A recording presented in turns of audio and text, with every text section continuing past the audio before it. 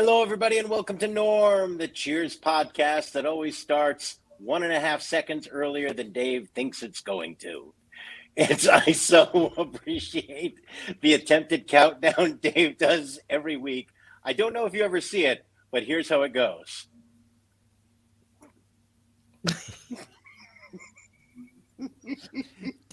Fairly consistently. I would just start talking at 2 and don't say anything good till 3. That good doesn't happen for another 10 minutes. All right. But an early thing that we need to do here is celebrate nerdiness in its most ultimate. Dave and I are part of a fantasy basketball league with our college friends who have been annoyed with each other for close to 30 years now. And we've been doing this since 95, I think, fantasy basketball. Every time we do it, there's hurt feelings, there's complaining about rules, there's controversy about somehow breaking unwritten rules. Every year we do it. Every year this happens. Every time we say, maybe this is it for it.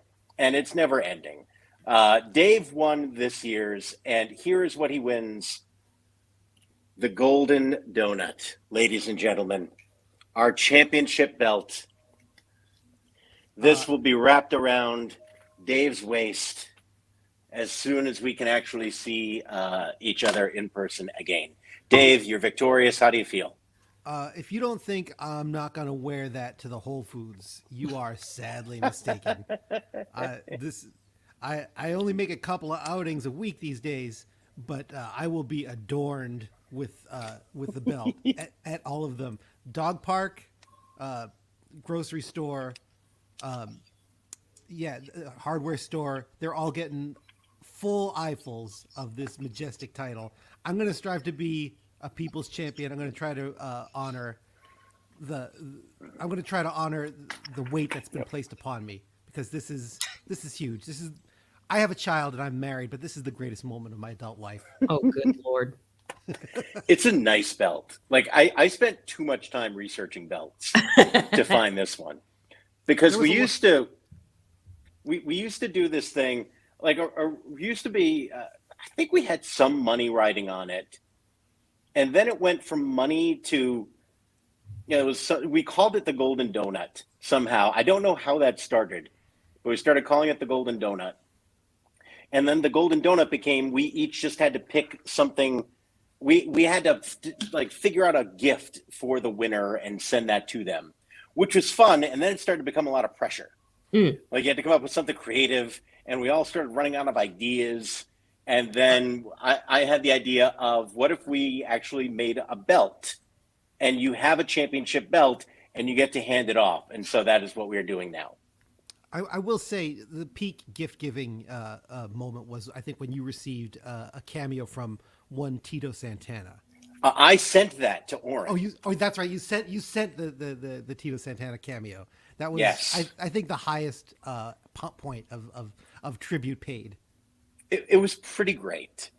I thought of it. He was inexpensive, and honestly, he was so Tito Santana. It was perfect. It was really great. He just embraced it. Do you know who we're talking about, Tookie? No, but it just, it never doesn't astonish me. He is a wrestler from the 80s, Tito Santana. His real name is Merced Sol. Okay. And he played this character who was supposedly from Tacula, Mexico, which is a place that actually did not exist. It's not a real place in Mexico. Okay. But he was billed as being from there. And he was a multi-time Intercontinental and Tag Team champion. And he was just one of those guys who was famous but never a superstar. Okay. So I could get his cameo for $25. Oh, easy. Yep. Tito. Yep. Tito. And so that was, and he congratulated Oren, and I probably have watched that cameo myself 10 times. Really fun. That cameo is peak TV. I agree. I mean, when I got into wrestling, it wasn't until Now I was still kind of a baby, but I was well aware of the Legion of Doom. Mm, But it the wasn't Road until, Warriors. yeah, but it wasn't until like kind of the post Hulk Hogan era before he joined the NWO when I would watch Raw on Mondays and SmackDown on Tuesdays. And I started watching like a year before The Rock came in and got like really blew up. Mm-hmm. So I was very well aware of like the Chris Jerichos, the Triple H's, the Hardy Boys. Oh my God, I really thought Bubba and what's his other name? I can't remember his name. Those two Devon, brothers, the Dudley D-Ray. boys. I thought they were D-Ray, brothers. sorry. Yeah, because my parents are two different colors, and I was like, oh yeah, they're totally brothers. I believed it. I believe That's pure. the Dudley brothers. I You- totally Dudley boys, believe. yep. Yeah, I You were the totally target believe- audience for the I Dudley was. brothers in the same way that I was the target audience for the Tortellis. Yeah, Yep. I think it was Bubba and was it Dudley Ray? Now I have to look this no. up. We gotta look it up. But I totally believe that they were brothers. Devon. It was Devon. Bubba Ray and Devon Dudley. Yep. Yeah. Fabulous. Yeah. And then I think I had to take a step back when Scotty Too Hottie was like doing too much because I was a big fan of Rikishi. Love me some Rikishi Fatu, but then he had, his entourage come in and I was just like, I don't know if I'm feeling this. They're kind of detracting from Rikishi the man himself. So that's when I kind of took a step back a little bit. Yeah. That was my post fandom. Mm. I was the hardcore, like 84 to 92. That was my wheelhouse. Mm-hmm. Then I went to college and I was like, oh, maybe this isn't cool anymore. What? And it also coincided with a real downturn in the business that they acknowledge. Yeah. Creatively, it was a rough period. They weren't doing a lot of interesting stuff. They didn't have a lot of breakout stars. And then like the mid 90s was when the Attitude Era started to begin. The Monday Night Wars started. Mm-hmm. And that was a very good creative period. And so I kind of tangentially followed it. And that's sort of how I've been a fan ever since. I very occasionally will catch a new thing and I'll sort of know what's going on. But most of the time, like on Peacock, I just check out old 80s stuff.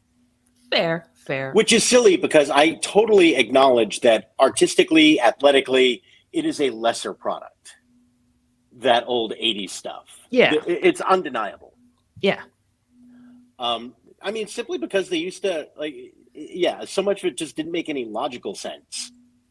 And now it doesn't make logical sense, but in a Hong Kong martial arts film kind of way. Where it's like, all right, we're just flying around on strings, but it really looks fantastic, and we're not going to question the veracity of it. In the 80s, it was like they were still sort of born of the era where you just sort of promoted your big matches on TV, and then you had big matches live. Right. And so you'd essentially have that same big match over and over again. So the finishes were usually the same. And, once they started to show some of those on Primetime Wrestling and all that stuff, you'd kind of go like, hey, that's the exact same way that they finished in Toronto Maple Leaf Gardens a month ago. What? That same small package reversal. Wait a minute. Yeah, and back then, too, the weirdest thing was everyone had like devastating finishers and submission holds, but they never used them to win matches, except for Hulk Hogan. He was the only one who was allowed to beat somebody with his finisher. Really? Like the rest of the time, they wanted out-of-nowhere pins. Yeah, so you were never able to, which is a nice thing about now, where you can actually just have a legitimate victory over somebody. Yeah. Heels always had to cheat to win, and a good guy, like, it was always, okay, I'm just wrapping you up from behind, and I'm getting the victory, or where both our shoulders are down, and I'm getting my shoulder up just at the last minute. That was how all the matches used to end. It was very weird. I'm still stuck on the phrase small package reversal. Don't Google it. I made that mistake 4 times in a row. All right. I can't think of a better way to bring Dan Hedaya into your lives than with small package reversal. This week's episode, season 3, episode 20, If Ever I Would Leave You, which doesn't feel like the right title for this episode. Mm-mm. It feels like it was one of the working titles for the episodes where Diane was heading off to Europe. and they said, I like that phrase. Let's just use it here. Because whenever I looked at the title, I was like, is this episode really? All right. Yeah, I thought there'd be more references to Camelot, but apparently not. There were some wrestling references, though. That's true. It was well timed that way. All right. Dan Hedaya returns joyfully. I welcome him back with open arms. Fabulous. What was going on in the world when Dan Hedaya made us happy again, Dave? Well, this episode premiered on February 28th, last day of February in 85. 3 days later, on ABC, a show that I always link with Cheers, I guess because of the nature of the nature of the conflict between the two leads, and some of the off-screen stuff too. Was Moonlighting premiered on ABC. Oh, Just a groundbreaking TV show in so many ways.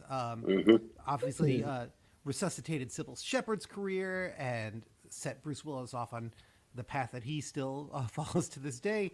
And like I said, like a show, like I will always think of Bruce Willis and Sybil Shepherd at the same time that I think of Ted Danson and Shelley Long as iconic TV on again, off again, will they, won't they couples.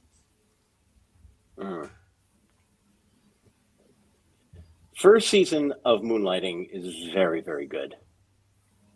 I don't know if it's streaming anywhere, but it used to be in syndication a couple places. I remember watching it and going, "This is a really good show."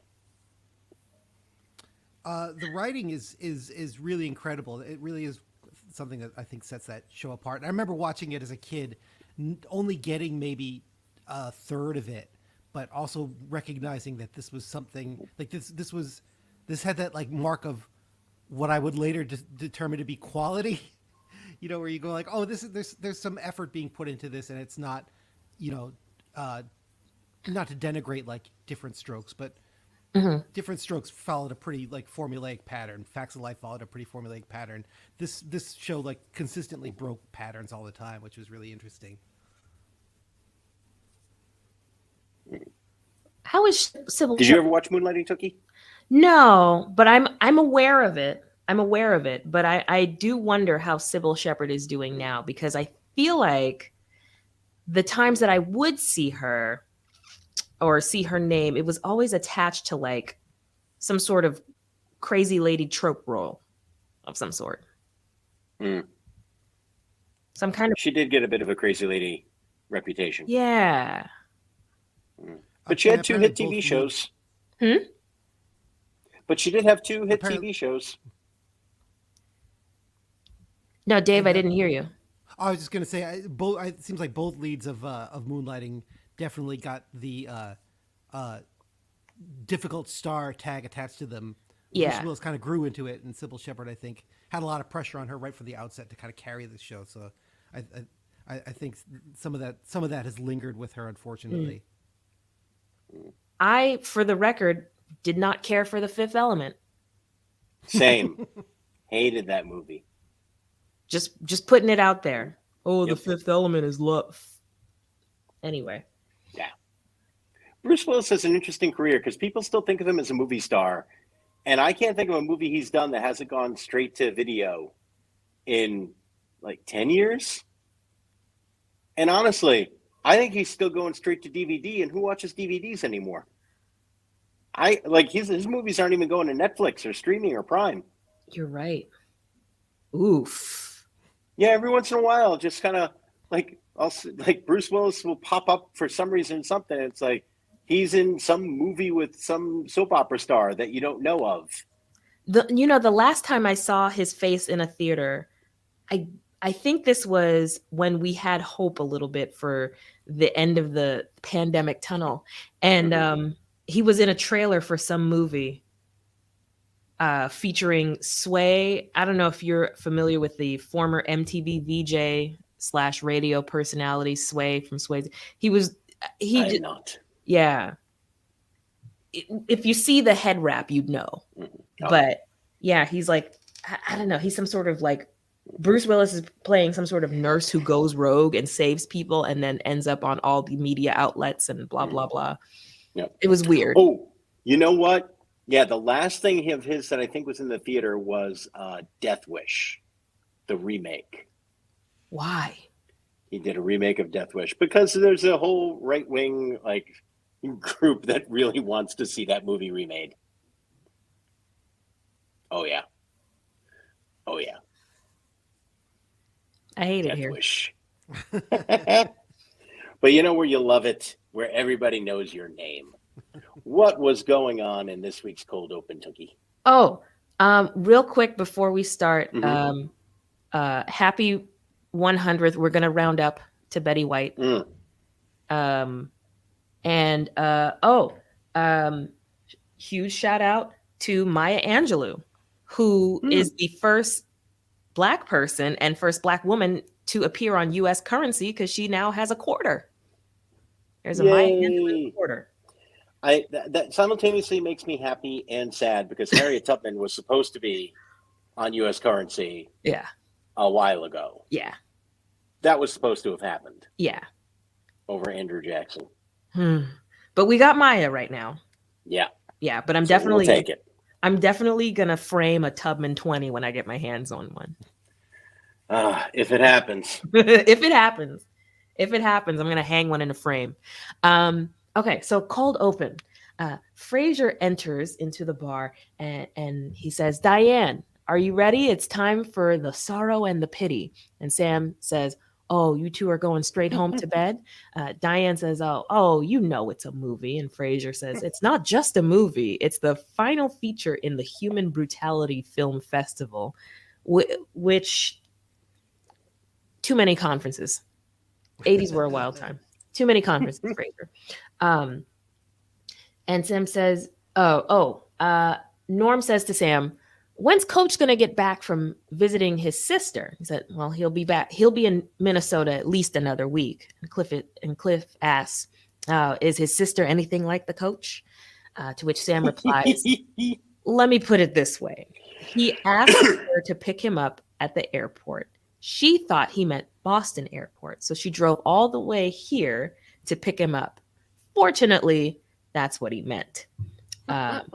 He goes on to say they had lunch at the airport, then drove to St. Paul. And Cliff asks, "Well, I thought she lived out in Duluth there or something." And Sam says, "She does, but they don't like the food at the airport in Duluth, actually. So Coach will probably be back, or they don't like the food in the Duluth airport. And actually, Coach will probably be back before I can explain this to you. Roll credits." It's sad that Coach isn't there and why Coach isn't there, but I am enjoying the ways they are explaining Coach being gone. Yeah. I did enjoy this quite a bit. It's bittersweet. Yeah. Yeah, it's a testament to the character that they can write Coach jokes around the shadow of Coach. Yeah. Yep. And that I think as sad as they are that he's not there and why they have to do it, I do think they enjoy talking about him enough that it makes, when Ted Danson is delivering these bits kind of delightful. It is nice. All right. Let's get into If Ever I Would Leave You. Is it ever If Ever I Would Leave You or Should Leave You? I think it's If Ever I Would Leave You. Okay. All right. A fun episode. Dan Hedaya is back. Nick Tortelli comes back in. He's been dumped by Loretta. He has lost everything because he signed a prenuptial agreement that gave her everything in case they got divorced. And he has come back to the bar, and it's immediately delightful. It's just great. There's no real B story this week. There is a very pregnant Shelley Long being hidden ridiculously badly this week. Yeah, like the first couple of scenes where she's in the blue with the vest and the apron. I mean, you're just kind of like, dude. And by the way, my 80s moment of the week is someone is smoking near her. And I'm just like, stop that. Do you not see how pregnant this woman is? I caught that too. Yeah. And it's like, all right, I get it that it's a bar, but you know what? Like, could we not have anyone smoke on set this week, just knowing that we have two pregnant women there? With Rhea Perlman and Shelley Long, you've got two pregnancies. Stop smoking. Like, just Come on, Jim Burrows, make an executive decision. Just go, no one's smoking in the bar this week. Yeah. But there's no B story. There's just kind of Norm and Cliff there making jokes, which is fun. It is very fun, and they have good bits. And for whatever reason, Cliff living at home becomes a running bit this week. So at first, Nick comes back in, and he has decided that he wants to get back together with Carla. He is completely broke. He decides that he is going to start working, and holding my hand over the fire until you take me back is one of the great visual gags in TV history. God, I love it so much. Yeah, he says, I'm going to hold my hand over this fire, and holds it up ridiculously high. It's great. And I'm just thinking about the delivery that he gives where Norm says, should it be a little bit closer? It's plenty hot up here. He is working, cleaning the bar for 3 weeks. He started calling Carla Miss Carla, is showing how much he wants to get her back, is humbled himself incredibly. And somehow everyone in the bar has forgotten about how badly he has treated her for forever and decided that she should take him back, which I enjoyed this week's episode. A lot of funny jokes, but shame on you, gang at Cheers, because implicitly what you are all saying is that Carla doesn't deserve any better than this. And as long as he seems like he's going to be nice, you should settle for Nick Tortelli. Oof. And shame on all of you. None of you should do this. The guy who said, I don't think you deserve him. I wanted to jump through. I almost leapt through my computer screen. I don't think you're good enough for him. Ugh. And he was going back out to his Camaro right after this. Ugh. Yeah. Oh, yeah. Carla tries to prove to them that he has not changed by pretending to be Loretta on the phone. He starts to leave, says, no, that was Loretta on the phone. And I'm saying, no, I want to be with you, Carla. And Carla is still not convinced, thinking that he knew it was a trick. Loretta herself comes back in. She came in earlier just saying that we're going to be broken up and references the Grinning Americans, which is a joke about Up With People, which I'm not sure Tookie knows what that is. That was part of my 80s moment because in my mind, I was like, oh, this is like one of those travel, like they still exist, but it was very much a bracket of time when you had these traveling bands or family bands, a la the Partridge Family and such. And I thought in my mind, I was like, oh, that's that. Somewhat. Up With People was bigger. It was, I actually knew someone who had done Up With People when he was young. It was not just a family band. It was like this whole huge group where they would go around putting on concerts that were just, and they had a song, Up With People, wherever you go. And they were on TV commercials a lot, I remember. Huh. Okay. They performed at the Super Bowl halftime show. Okay. But it was rotating. One, right? Like, I don't know about the first one. You might be right. I know they performed at a Super Bowl. Okay. Just because they were pointing out how far the Super Bowl halftime show had come. Yeah. Because even when Up With People was at its biggest, no one thought it was good. It was always just cheesy, like, all right, we're going to go and feel good about this incredibly non-controversial music being sung by super happy young white people. And it was like 20 or 30 people. It wasn't a 5-person group where you're like, oh, there's Stevie. It was just this, wall of blandness that would sing to you. I don't know. When it comes to large groups, I tune anything out that isn't Earth, Wind and Fire and Wu-Tang Clan. Cause like it's a good place to stop. Yeah, that's it. That's the cap for me of like ever expanding groups of people. Okay. And yes, I thought this was correct. Up With People is actually, so it still exists. It's a nonprofit. Oh. So I'm pretty sure they did not pay any of their performers. Oh. Yeah, it was like a charity. So I think, don't hold me to this, allegedly. Okay. But I think this jibes with what my friend had said. Like, you're actually just performing for free, and the music the band makes goes towards their charity work. Okay. Yeah. Okay. Rough. Well, I did learn not long ago that to perform at the Super Bowl is not a paid gig. So that also tracks. They actually, a couple of years ago, were trying to get the performers to say, hey, if we let you perform at the Super Bowl halftime show, we want a piece of your touring money after that. And the artists were like, fuck you, no. And would say no, and that didn't fly. But yeah, the NFL was trying to say, like, we are such incredible exposure for you. We want you to pay us to perform at the Super Bowl. And I want to say Lady Gaga put her foot down and said, absolutely not. Good for Gaga. Yeah. Yeah, she did a great Super Bowl halftime show, too. She was great at Fenway. She was the first ever woman to headline Fenway a couple years ago. She's so goddamn talented. I think best Super Bowl halftime show that you guys have seen. It's, for me, I think it's Prince, followed by Gaga, followed by U2. I think U2 just sort of, like, as a performance, it wasn't what the others were. It was a little bit before the time that the show became gigantic, but it was like post 9/11. It was the Patriots probably when they won their first Super Bowl. And they just did this great performance of Where the Streets Have No Name that really stuck with me. So that one's in my head for a long time. But I don't think it got better than Prince. No. I'm willing to hear other possibilities, and I did love Lady Gaga. But the visual didn't stick with me like Prince did. I don't know that I'll ever forget that one.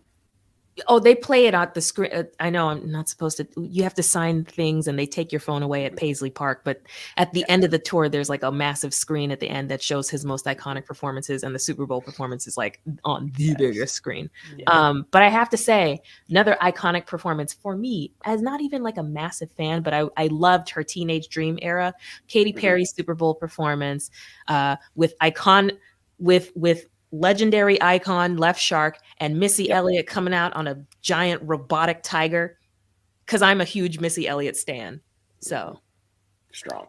Yeah. I like Prince for 100% for just pure music, but that Left Shark phenomenon was so delightful for the reminder that these are human beings, and sometimes not everybody gets the memos. I like, if you couldn't see yourself in Left Shark, like, I don't know who you are. We were all Left Shark. We are all Left Shark, and honestly, no greater rendition of the Macarena exists in my mind. When in doubt, hit the Macarena. Overwhelmed, not totally sure what was going on, and trying to keep up as best you can. Does anything sum up life better than Left Shark? Not that's a meme that I thought deserved to be enshrined in whatever like cultural memory lasts longer than traditional memes. Yes. Also, justice eternally for Janet Jackson and both her breasts. Yes. Yeah. Yep. All disrespect to Les Poonves. Ugh, that scumbag. Yeah. I said it. I'm going to get canceled after that, but you know what? He deserves it. Oh, man. The movie. Les doesn't have much canceling power anymore. Oh, you're right. Yeah, you're good. Cool. All right. So Loretta comes back into the bar, says she wants Nick back. Nick says, no, I don't want you. I want Carla. Loretta leaves sadly. Everyone is convinced that Nick really has changed. Carla's ready to take him back. He had invited her earlier to White Castle in the wrestling matches, brings it all back around, which again brings me back to my eternal question. When does this bar close? Like, bars close at 2 a.m. Does this bar close at 8 o'clock so that you can now go? Or when do these wrestling matches start? Like, the timing of these evenings never really works for me. Be that as it may. They're leaving, and he says, that was the hardest test. She lets him know that was not a test. Loretta really wants him back in a brilliant bit of physical comedy after he says, well, I don't care. It's you and me forever. He then loses physical control over his body, says, I'm going to come back to you once I found a cure for this, runs out yelling Loretta. It is a great, great moment. Then there is a sad moment where Carla acknowledges that the worst part is everyone says you were right, but the worst part is she still loves the monkey. And Diane has a moment where she says, I know whereof I speak, that they go for the guys who are wrong. There are times where I can't keep myself from thinking of that damn Sam. Sam has snuck around and has heard this, and then she covers it with Samurai of Love, Fraser Crane. Weak cover. But yeah, they're strongly setting you up for there's something going on again with these two. Yeah, it's strong. And you wonder if Sam knows who the father of the baby is. Okay. How do we feel about this week? It would have. Oh, go ahead, Dave. I don't think you can ever go wrong with a Dan Hedaya episode. Like this isn't my favorite Tortelli's guest shot episode, but it's still, I think, just by virtue of Dan Hedaya and Gene Kaysen, goes right into like the top third of episodes. To me, they are so funny. They are so consistent. Both of them are like physically are so different from anybody else in the bar that they just kind of like shine on their own. I don't know. I love this episode. It would have been mid-grade for me had it not been for the Tortellis, because it just felt like everybody. Tortellis for the whole episode, yeah. Oh yeah, because I was wondering like, hey, are they going to do anything with any of the main characters? And they did not, and so yeah. No, just Carla. Yeah. Carla was the only one with the real stake in the narrative. Right. Yeah, I watched this episode, and Gene Kaysen never really did anything else, but as Loretta, she's so perfect. Mm-hmm. And her delivery is so funny. Their deliveries together are just perfection. The moment where she goes, I've got you under my skin. I don't know the name of the song, but I've got you under my skin. And Sam says, I've got you under my skin, Loretta. Oh no, this is going to complicate everything. It's perfect. It's so good. It's so good. And the way, this is another reason why I think Frasier works so well in the bar too, and it was fun to see him back. Sam's delivery, like Ted Danson's really found this very kind of like laid back, kind of like he's settled into Sam, and Norm and Cliff are pretty like, very like hewing to this almost like, this like sort of uber realism where they're everything's a little bit kind of mumbled and sort of low energy, and then like to inject into that scenario these two massive characters with really defined physicalities and really specific ways of using language, and I love the fact that both that Dan Hedaya and Gene Kaysen use language completely oppositely. Dan Hedaya kind of like stretches things out. He does like he rumbles over consonants. Gene Kaysen is like really funnily precise with every word.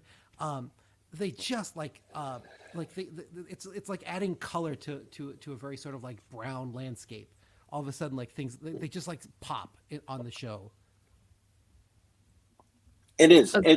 They bring a different energy and a musicality to this particular space that's really fun.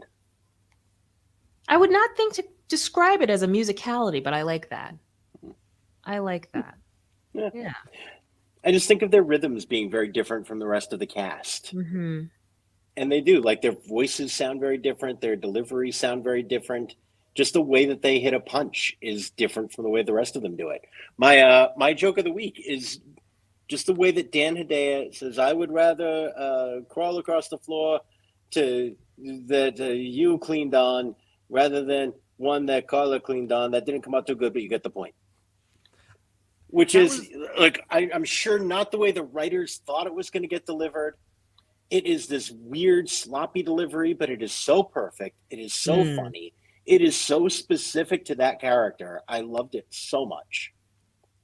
Watching it, I had to wonder, like, if he muffed the line and kept going and then pulled it together, like, because it's so good and it's exactly what Nick should say. Like in a way that, like, later on when Gene Kaysen comes in and says, it says, Nick, is that you? And he says, no, it's the Archbishop of Canterbury. Like, that was funny, but like that's not a Nick Tortelli line.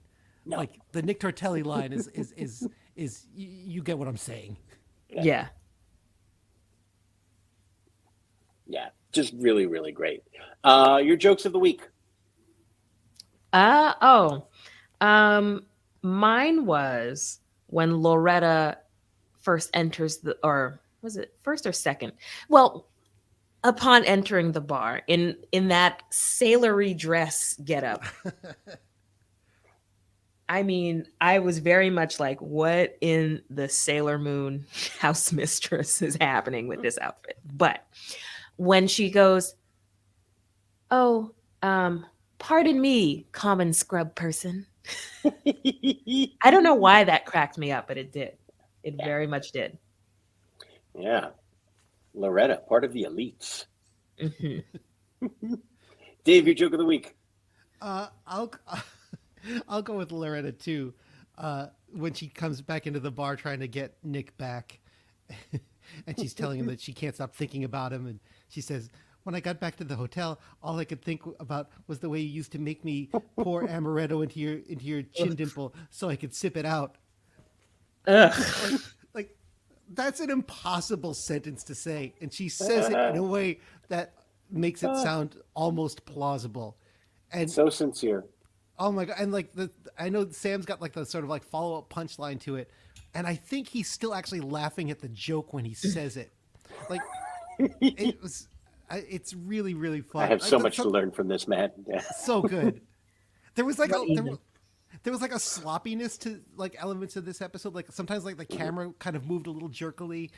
Sometimes I felt like some of the characters were laughing at lines in the script, and I guess I kind of really responded to that too. It felt like it just felt really live. Yeah. It was good. That was very good.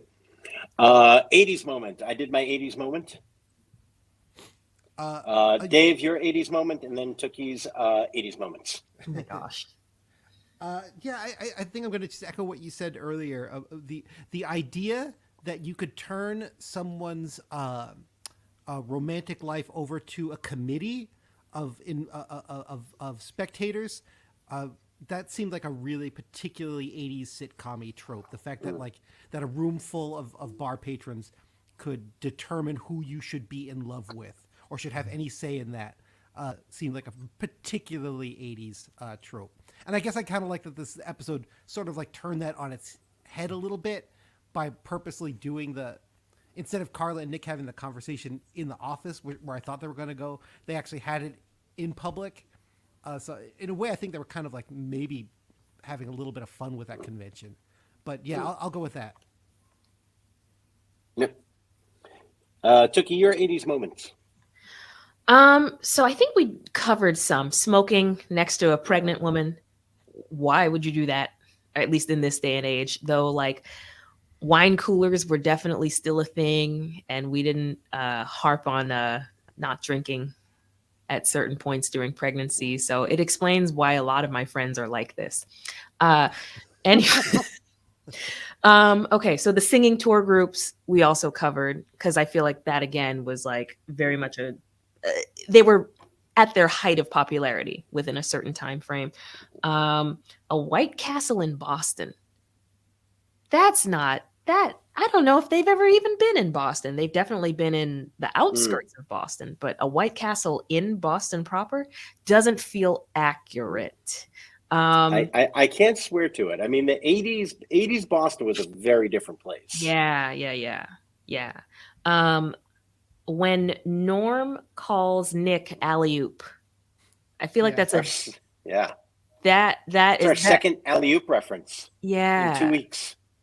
Yeah. The Baldwin Hotel, I tried to Google it, does not exist anymore, but there is a building of apartments called The Baldwin near the Longwood area.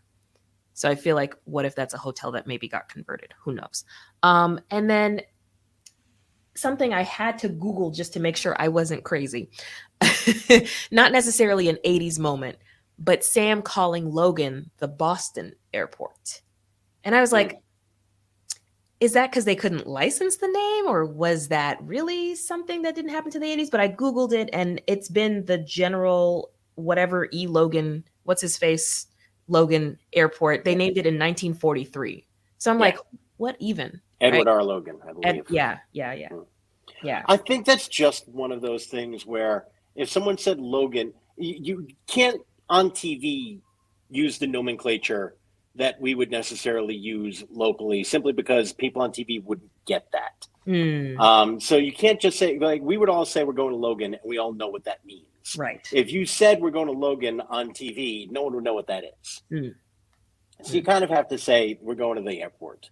Right. So yeah, and this comes up on Cheers a couple of times. Okay. Where, Sam will say something like, "Oh, I went to that new steak place over on Commonwealth," which is not anything anyone who lives in Massachusetts has ever said ever. It's you're going to Com Ave, you're going to Dot Ave. Yeah, you would never, ever, ever say I'm on Commonwealth Avenue. Oh, it hurts me to even hear that. Yeah. Ooh, I don't like that at all. No. Ooh. But yeah, it's also, if you said I'm on Com Ave, no one would know what you were talking about outside of New England. I flew in, was visiting my dad this weekend and flew home into the Worcester Regional Airport last night, and the flight attendant making the announcement said, "We have arrived at Worcester." Ay. I was like, that's that. You know what?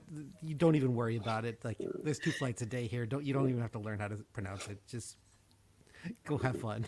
Don't. Did you fly into Worcester Airport? Yeah. Oh wow! You might be the first person I know who's done that. It's if you're going to Fort Lauderdale or Orlando, it's a hidden gem. Really? Oh, because that's so close to me. I need to remember. I've looked up for flights there and I never find any. Really? I think there's one flight a day. It was a 6 a.m. flight to Fort Lauderdale, which is fun. Yeah. And I think there's a flight to Orlando. Maybe I think it's daily. But yeah, it's great. There's 4 gates. It's adorable. There's I think there's 7 people that work there. It's terrific. That reminds me of the regional airport in Toledo, because we had to take a flight to go to a wedding. My dear friend's wedding. She's from Ohio, on a town just northwest of Toledo called Sylvania, Ohio. And nice. Yeah, we flew in. When we messed up, we could have flown into Detroit and taken an Uber down within 15 minutes, but we flew to Toledo, and that airport is probably the Ohio equivalent of the Worcester Airport. Nice. Did you say parking is free, Dave? Yeah, they are offering free parking, I think, through the spring. Oh my God! Maybe we need to brave the pandemic and just take a trip down to Florida. I mean, you can't socially. It's hard to social distance at the Fort Lauderdale airport, but it's pretty easy at the Worcester airport because, like I said, there's 7 people. Yeah. Is your dad still looking for a house guest, Dave? Always. Lonely? Bored? All of the above. Perfect. Let him know we'll be down on Saturday. He's always looking for pickleball partners. Yes, Alan. Yes. Okay, by the way, Yellow Pages says there is a White Castle on Beacon Street. What? No. I don't know. 6 Beacon Street. That must be new. That must be very new. I feel like White Castle, I can't swear that it was there. I do know that, when Boston was not an expensive place to live in the early to mid 80s, that it's possible that there were White Castles in different sections of town. I wouldn't be shocked if there had been one there. Okay. Something else interesting, and I don't want to get political. I know we often veer into this. But like Diane referencing that, he got himself a room with a sink. Because there used to be rooming houses in Boston. If you've ever seen the Hotel Buckminster in Fenway, that was a living hotel, and it was a rooming house that you could rent. So it wasn't just a hotel. There were people who would stay there extended. DJ Hazard, who's a comedian, talked about living there for a year or so. Oh, wow. But you could also just get a room for the night, and rooming houses were much more common. And I think about that a lot. I used to watch a news special about the disappearance of rooming houses across the country and in Boston specifically, and how that really exacerbated the homeless problem, because there used to be this middle ground of people who couldn't afford an apartment, but you could afford Shelter, like where Elwood Blues stayed in the Blues Brothers, where John Travolta lived in the beginning of Staying Alive, which is an awful movie. But there used to be these SRO hotels where you could Wait. just stay and it wasn't expensive. Staying Alive. You mean the sequel to Saturday Night Fever? Correct. Okay. Yep. Because I saw that. On purpose? I'd seen, I wanted to watch the beginning of it. I saw it when I was a kid. It was, even then I knew it was terrible. Okay. Saturday Night Fever was on, and I wanted to watch it again because there are parts of it that are amazing and interesting. It is a weird movie. It's got one of the great performances of all time in John Travolta as Tony. I will go to the bat for that performance. It's subtle while being over the top. It's crude while still being poignant. It's really just an amazing performance by a young actor at the time who was taking over the world. And you completely understood why it was such a gigantic hit. Next to one of the worst performances ever, his love interest. She's so bad. It's a fascinating movie to rewatch. Just what was considered okay and not offensive at the time. Like he was somehow better than his friends and he attempts to rape this woman in the car. Oh yeah. It's a shocking rewatch, but still a really fascinating movie. Oh. Yeah. It's there are parts of it that just make you go, oh my God. But at the same time, it's a really, really well-crafted film with an awful performance right in the middle of it. But that somehow doesn't take away from it. And You're the still soundtrack. okay with the whole movie and maybe the greatest soundtrack of all time. So it's there, and I'd rewatch it. I was fascinated by it, and it was on HBO Max. And right next to it, when you finish it, there's, if you like this, you might want to see this, and Staying Alive is there.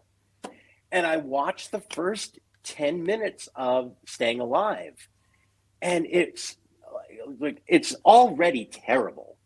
It's really weird how they can just make such a bad movie from such a good movie.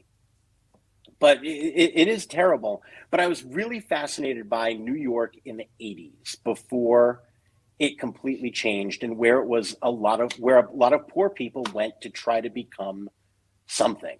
Mm. And you could, like, he just lived in this hotel in a room by himself in the middle of Manhattan. Like, they were all living in Manhattan, and how those places just do not exist anymore. It was really interesting to watch. But yeah, there's that whole class of living opportunities that have disappeared in the 21st century that I would like to figure out a way to bring those back somehow. I don't know if there's a way to bring those back. Unless we can somehow get corporations and rich people to stop buying up all the housing that people need to live in. That'd be nice. And yeah, giving people a fourth place to live in instead of some people a first place to live in. It'd be really chill if you weren't a capitalist goblin. Imagine just writing a letter to someone like that. Yeah. All right, Dear we're getting Jeff. close to we're burning time here. Sorry, Tookie, how white was this week's episode? It was. It's a steep drop off from where we were last week with all Coach's family reunion. Yeah. But did you notice the interracial couple Sure did. walking through the bar? Sure did. There you go. Yep. Sure did. I literally said to my screen, I think that might be 1985 Tookie. Ah! Oh no! Oh no! Yeah, I gotta take a screenshot of that and send it to my folks at some point or another. But yeah, so in the cold open, there was a black woman and black man exiting as Frasier entered.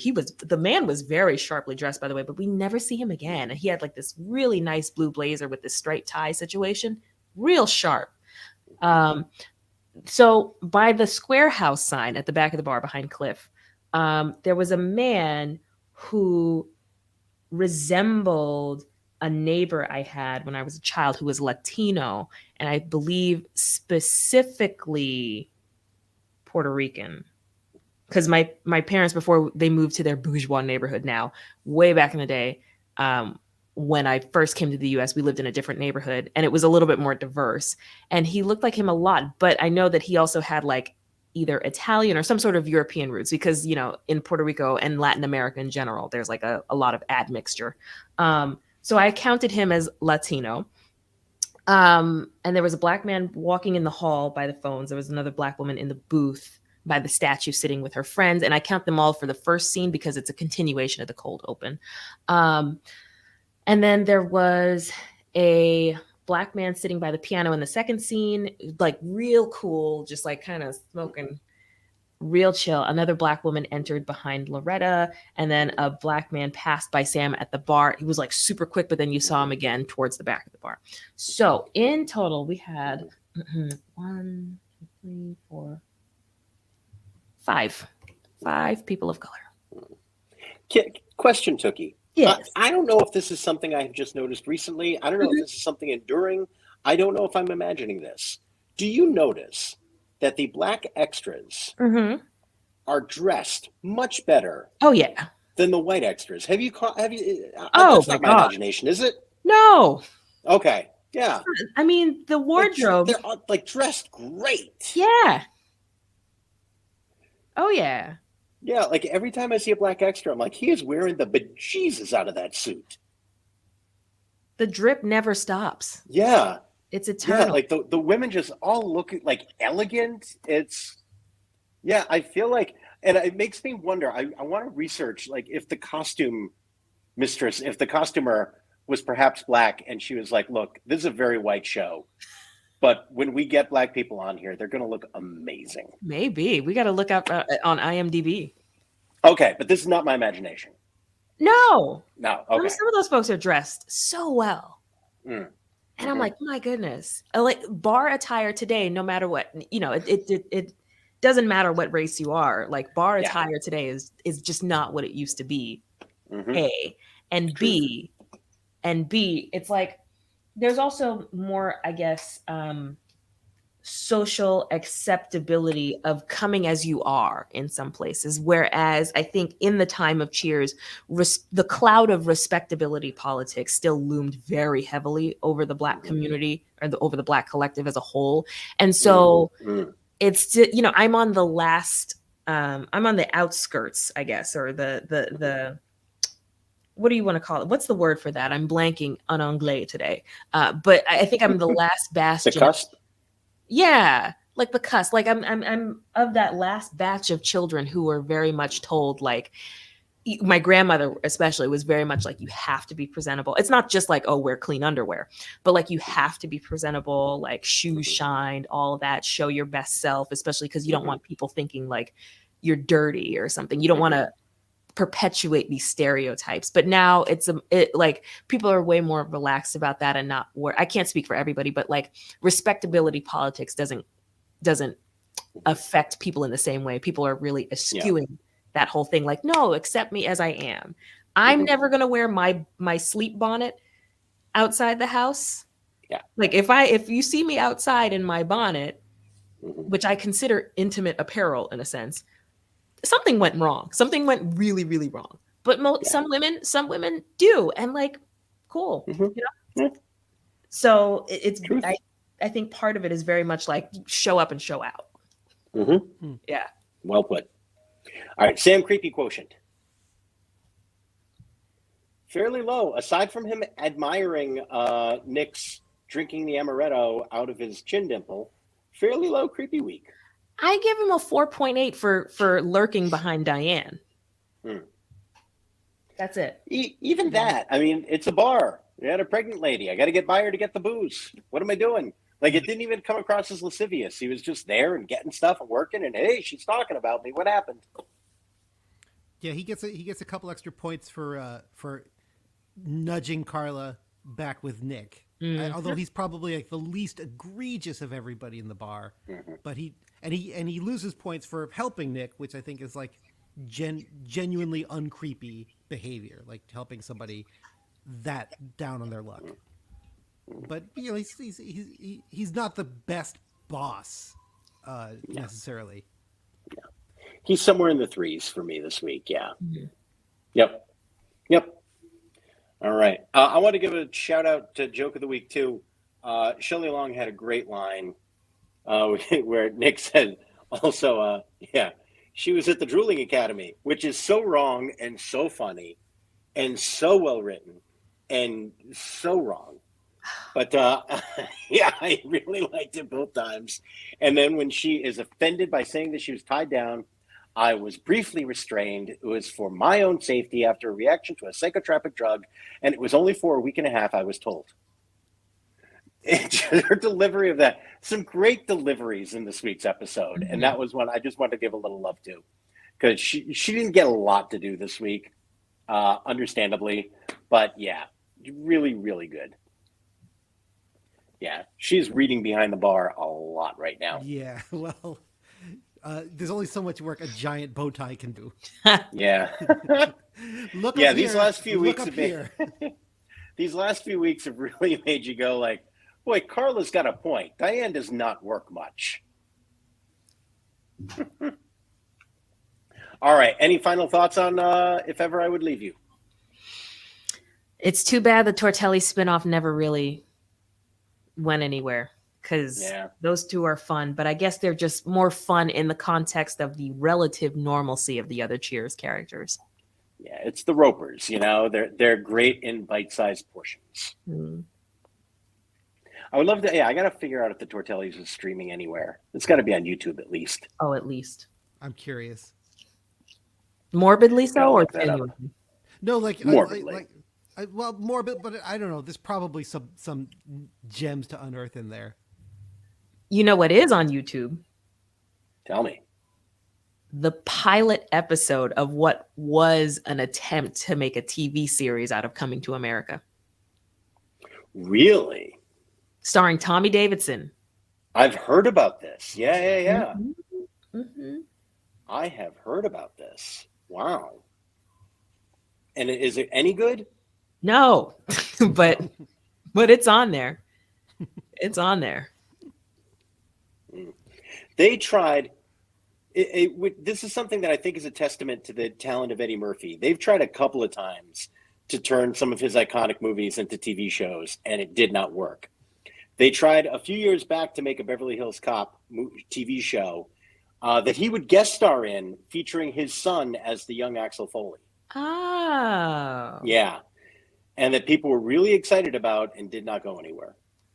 You know, I wish we wouldn't put pressure on the children of really talented people like we do, because where is Michael Jordan Jr., right?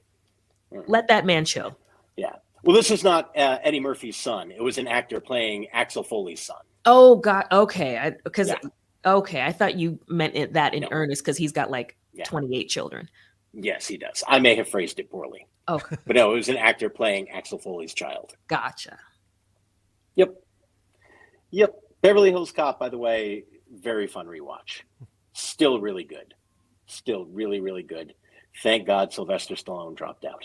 Oh, boy. Thank God. We should wrap up because we are nearing our recording limit. We should. Anything to plug? I'm going to be at Kismet Improv on Saturday in Pawtucket. If anybody's interested, I'll be singing some songs, and people will be making up stuff around that. Apparently, I think that's how that's going to go. So if anybody's interested, that's happening. You can Google Kismet Improv. Always a great chance to have strangers screaming out proctologist at you. Can anyone give me a job that's not proctologist or stripper? Anyone? Tookie? Suzzy has a digital show on the 20th. You can get your tickets at the Rossi Square Theater website. Just Google it. It'll pop right up. And those tickets are valid for a future live performance when we're not at, transmissible numbers, numbers of high transmission. And I'll be at the Hideout all Friday, Saturday. Delightful. All right. I have nothing. And so it continues. All right. For Dave, for Tookie, I am Mike. This has been a delight, a good episode. We're creeping up on the end of this very special season, and it's getting exciting. We're about to head to Europe. Have fun, everybody.